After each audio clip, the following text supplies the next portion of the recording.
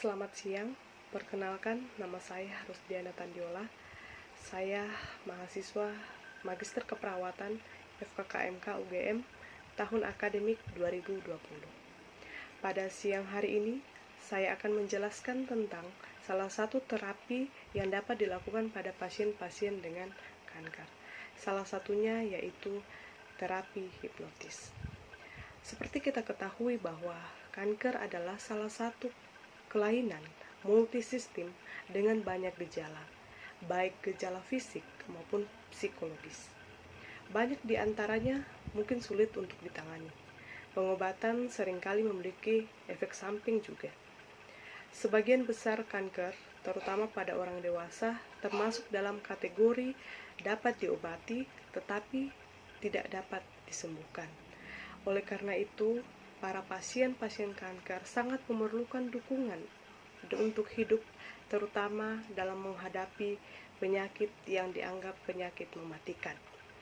Berbagai permasalahan dapat dialami oleh pasien-pasien yang mengidap kanker, baik dari penyakitnya itu sendiri, bahkan juga pengobatannya dapat membawa banyak gejala, di antaranya yaitu rasa sakit, kecemasan, insomnia, dan rasa sedih. Dijelaskan di dalam suatu artikel bahwa ada 5 gejala yang paling umum dialami oleh penderita kanker dalam menghadapi akhir hidup mereka, yaitu kelelahan, pasien sering mengalami gangguan tidur, kemudian rasa nyeri, kemudian ada kehilangan nafsu makan atau anoreksia, kemudian kadang juga mengalami dyspnea atau sesak nafas. Kelima gejala ini secara umum sangat membebani pasien-pasien kanker. National Institute of Health menyatakan bahwa manajemen gejala pada pasien di akhir kehidupan adalah bagian yang terpenting dalam suatu perawatan. Intervensi ini sangat penting untuk meringankan beban dan untuk membantu pasien, bahkan juga keluarga, untuk mengelola perawatan pada pasien dengan kanker untuk menjadi lebih baik. Penderita kanker sangat memerlukan pelayanan perawatan secara paliatif. Banyak orang mengalami gejala psikologis dan juga fisik yang berkelanjutan, bahkan setelah mengalami pengobatan. Salah satu pengobatan yang dilakukan sebagai perawatan paliatif yaitu terapi hipnotis. Terapi hipnotis ini adalah salah satu terapi yang menggunakan imajinasi atau sugesti. Dijelaskan oleh Hemon DC tahun 2013, selama berabad-abad, manusia telah berusaha memanfaatkan kekuatan sugesti untuk penyembuhan. Teori dan praktek hipnotis telah berkembang pesat dari tahun ke tahun, dari waktu ke waktu. Salah satu fakta dikatakan bahwa pada tahun 1829, terapi hipnotis telah digunakan pada salah satu pembedahan besar yaitu pengangkatan tumor kanker payudara. Hipnotis itu sendiri didefinisikan sebagai suatu prosedur di mana seorang tenaga yang profesional dalam hal kesehatan menyarankan atau menginstruksikan kepada klien atau pasien untuk mengalami suatu perubahan sensasi, sebagian besar disertai dengan sugesti, dengan tujuan untuk rileks, kemudian merasa tenang, merasa sejahtera, dan juga seorang terapi harus menginstruksikan, membayangkan atau memikirkan hal-hal atau pengalaman yang menyenangkan. Intinya, hipnotis itu mencakup tentang keadaan fokus batin yang intens, di mana pasien atau klien kita yang menderita kanker itu tidak menyadari adanya gangguan-gangguan dari luar atau eksternal dan dapat belajar menginduksi keadaan hipnotis dalam dirinya sendiri yang biasa disebut dengan hipnosis diri atau self-hipnosis. Saat ini, hipnotis itu dipahami sebagai suatu keadaan kesadaran yang melibatkan perhatian yang terfokus pada peningkatan kapasitas untuk menanggapi suatu sugesti atau imajinasi. Hipnotis medis secara khusus mengacu kepada penerapan hipnotis untuk mengurangi gejala somatik, mengurangi suatu rasa tekanan selama perawatan medis, dan juga bisa mempengaruhi proses fisiologis atau biokimia penyakit kanker yang diderita oleh pasien. Terapi hipnotis pada pasien kanker dapat diterapkan dalam beberapa fase.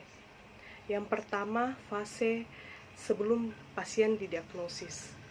Fase pertama perjalanan kanker dimulai bahkan sebelum pasien itu didiagnosa atau didiagnosis positif kanker. Pada saat itu kita sebagai tenaga kesehatan atau sebagai terapi harus mengucapkan kata-kata yang bisa mengeluarkan sugesti hipnotis yang positif. Yang kedua adalah fase diagnosis. Salah satu tujuan strategis dari intervensi hipnosis pada fase ini adalah untuk membantu pasien membayangkan dirinya sebagai klien yang bisa beradaptasi, bisa berkolaborasi dalam prosedur diagnostik, dan bukan menjadi seorang korban penerima penyakit. Kemudian fase ketiga adalah perencanaan pengobatan. Ketika hasil pemeriksaan diagnostik sudah positif kanker, pasti emosional pasien akan meningkat. Dapat menunjukkan gejala seperti penyangkalan, kecemasan, depresi, kemarahan, bahkan pasien dapat menolak diberikan pengobatan. Nah, pada fase ini, seorang terapi atau tenaga profesional kesehatan harus membantu pasien melalui terapi hipnotis yang dipersonalisasi dengan situasi yang nyaman, memberikan penjelasan atau membuat pasien menghayal, membayangkan sesuatu yang nyaman sehingga pasien merasa tenang baik secara emosional maupun fisik. Kemudian pada fase yang keempat dijelaskan bahwa pada fase ini di mana pasien sudah mulai menjalani perawatan.